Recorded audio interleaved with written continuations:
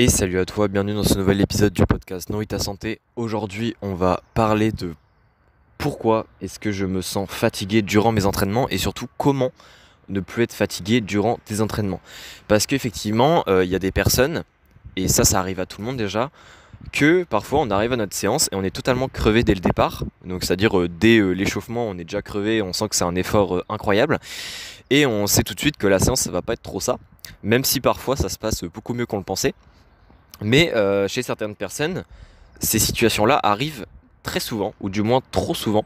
Et du coup, ça fait que on commence à se demander clairement euh, pourquoi est-ce que on est fatigué comme ça, et surtout comment éviter que ça se produise, ou alors comment régler le problème, c'est-à-dire ne plus être fatigué et trouver des solutions pour retrouver l'énergie et du coup faire des bonnes séances.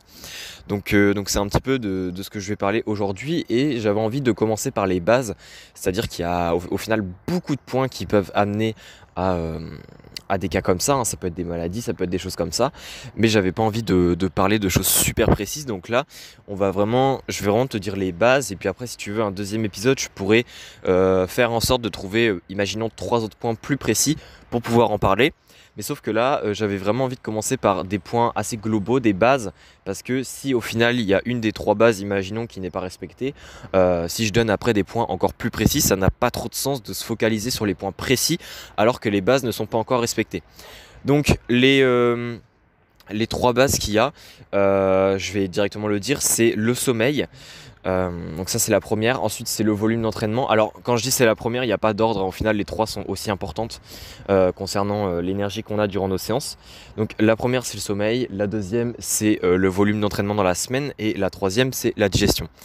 Donc on va commencer par du coup le sommeil.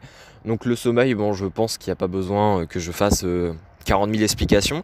J'ai déjà fait des épisodes, j'ai déjà fait un épisode assez récemment sur pourquoi est-ce que le sommeil il est surestimé. C'est-à-dire pourquoi est-ce que mal dormir par exemple une nuit, ça n'impacte pas tant que ça notre performance, etc. Mais par contre là ici on parle vraiment de problèmes de sommeil à long terme, c'est-à-dire le sommeil chronique qui ne va pas, c'est-à-dire on dort pas beaucoup, ou alors on se réveille toutes les nuits beaucoup trop régulièrement, bref on n'a pas un sommeil régulier. Et ça évidemment ça va forcément poser problème si ça se prolonge, si ça dure au final plusieurs semaines, plusieurs mois. Ça forcément ça va venir se répercuter sur à la fois les performances, mais pas que, hein, sur notre vie globale, c'est-à-dire notre énergie au quotidien, notre productivité, notre capacité à rester calme, à être concentré, etc. Et ça évidemment, notre sport va forcément être impacté, hein, parce que durant notre sport il faut être concentré, il faut avoir de l'énergie physique, aussi de l'énergie mentale, et du coup vu que par exemple les sports de force, ce sont des sports où on a besoin d'une bonne connexion avec le système nerveux pour avoir justement un bon recrutement des fibres, et que en plus de ça on a besoin d'une bonne énergie avec l'ATP, etc. pour pouvoir avoir de bonnes contractions et donc faire de bonnes performances. Si derrière le sommeil ne suit pas, forcément ça va limiter, et ça va mener à des problèmes au début de nos séances et donc être totalement crevé. Donc j'ai pas envie de parler aujourd'hui de comment améliorer le sommeil, hein.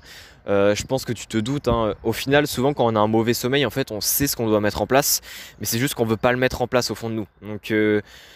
Donc je pourrais faire un épisode sur comment améliorer son sommeil. Après je pense que je suis pas non plus le plus qualifié pour ça, mais pourquoi pas. Mais en tout cas c'est pas l'objet de cet épisode, donc je vais pas rentrer dans cette partie précise. Mais ça c'était vraiment le premier point, c'était le sommeil.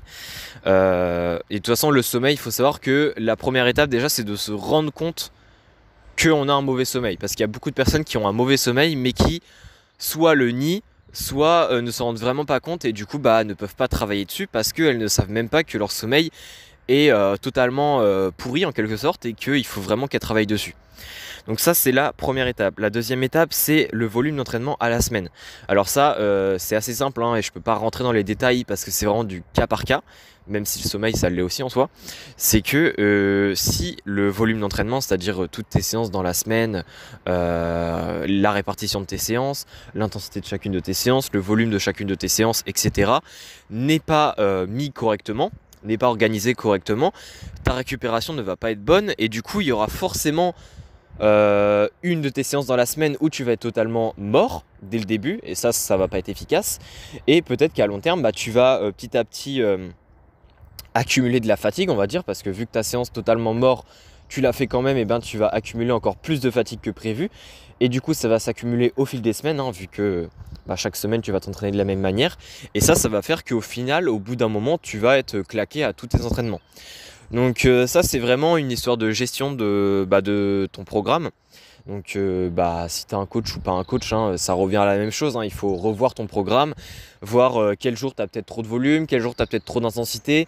Est-ce que si tu as trop d'intensité et que tu veux la garder, il faut peut-être diminuer le volume, ou est-ce qu'il faut le diminuer? Bref, il y a plein de choses à voir là-dessus. Je peux pas trop donner de détails en fait, parce que en plus les programmes, ça peut tellement varier d'une personne à l'autre que ça reste général ce que je dis. Mais ça, c'est vraiment le deuxième point super important. Donc toujours revoir ton programme quand tu sens que tu es crevé à plusieurs séances, etc. Il faut vraiment revoir ton programme et voir si tout est bien positionné comme il faut, en plus de checker ton sommeil si ça te paraît pertinent ou pas par rapport aux baisses d'énergie que tu as. Donc ça, c'est le deuxième point. Et le troisième point, donc ça, c'est un point que j'ai déjà beaucoup parlé dans beaucoup d'épisodes, donc c'est pour ça que je ne vais pas en reparler aujourd'hui, parce que tu as déjà tout ce qu'il faut à travers tous mes épisodes de podcast. C'est la digestion. C'est-à-dire que peut-être que ta collation, tu la prends mal avant ta séance, et du coup tu plombes ta digestion, tu manges trop avant ta séance, ou tu manges pas les bons aliments, et du coup ça fait que tu as un travail excessif de la digestion, et du coup tu vas être totalement en période de digestion durant ta séance, et du coup tu vas être fatigué. C'est un peu comme généralement les gens après manger, le midi, quand tu viens de manger, etc. Souvent tu es un petit peu crevé, etc. Évidemment, si tu fais la même chose avant ta séance de sport, tu vas être totalement crevé à ta séance de sport. Bon, après là je caricature de ouf, mais c'est pour t'expliquer que si tes collations, si ton repas avant ta séance, et même si ton repas est éloigné de ta séance, ça peut quand même impacter, n'est pas correctement n'est pas correctement géré au niveau du temps, mais aussi n'est pas correctement géré au niveau de la composition, ça peut totalement flinguer ta séance. Donc ça, c'est aussi un point à faire attention. Donc voilà, ça c'est le troisième point. Je pense que je vais pas aller plus loin dans les détails. En fait, l'idée, c'est que si tu es fatigué de manière anormale à tes séances, c'est-à-dire beaucoup trop de fois, ça arrive trop régulièrement, tu as vraiment une très grosse fatigue, etc. La première étape, c'est vraiment de te poser et de voir s'il y a un de ces trois points-là qui te paraît pas optimal chez toi.